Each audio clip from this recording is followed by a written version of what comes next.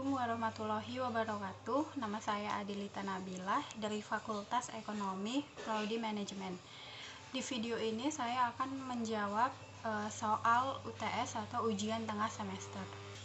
Soal yang pertama, uraikan apa itu manajemen dan mengapa manajemen dikatakan ilmu, pengetahuan sekaligus seni dan contohnya. Manajemen banyak sekali diartikan oleh beberapa pakar manajemen, tapi di sini saya akan mengambil sebuah kesimpulannya saja, yaitu manajemen adalah ilmu dan seni untuk mengatur sumber daya yang ada. Mengapa manajemen dikatakan ilmu? Manajemen dapat dikatakan ilmu bila memenuhi dua syarat. Syarat yang pertama, manajemen harus bisa dipelajari dan diajarkan. Syarat yang kedua, manajemen itu bersifat universal atau diterima di mana saja. Dan contohnya di sini saya mengambil contoh seperti sebuah rumah tangga. Suami istri harus kompak dalam membangun rumah tangganya, tentunya kompak dalam soal keuangan dan komunikasi supaya hubungan suami istri akan tetap harmonis. Soal yang kedua, uraikan definisi organisasi dan mengapa manajemen diperlukan dalam sebuah organisasi. Definisi organisasi yaitu yang pertama, penugasan formal bagi individu dan bagian organisasi. Yang kedua, hubungan komunikasi dan pelaporan formal termasuk garis kewenangan dan penanggung jawab keputusan. Dan yang ketiga, bahwa penyusunan struktur ini untuk memastikan terjadinya koordinasi yang efektif bagi seluruh karyawan. Dengan adanya sistem manajemen di dalam sebuah organisasi akan berjalan sesuai dengan pedoman atau tujuan yang ingin dicapai. Soal yang ketiga, sebutkan fungsi-fungsi manajemen dan berikan contoh kegiatan yang harus dilakukan dari setiap fungsi manajemen. Fungsi manajemen secara umum ada 4, yaitu POAK atau planning, organizing, actuating, controlling. Yang pertama, planning atau perencanaan. Contohnya yaitu menetapkan tujuan apa yang ingin dicapai dan menentukan sumber daya yang dibutuhkan. Yang kedua, organizing, yaitu menetapkan garis kewenangan dan melakukan pembagian tugas.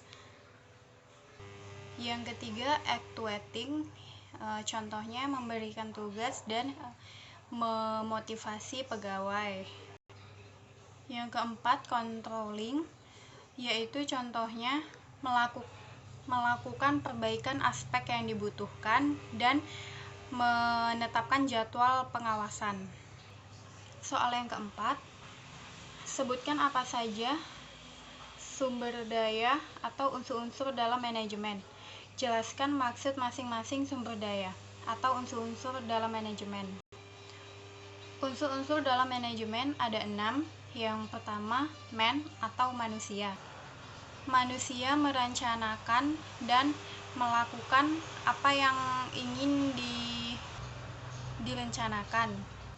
Yang kedua, money atau biaya.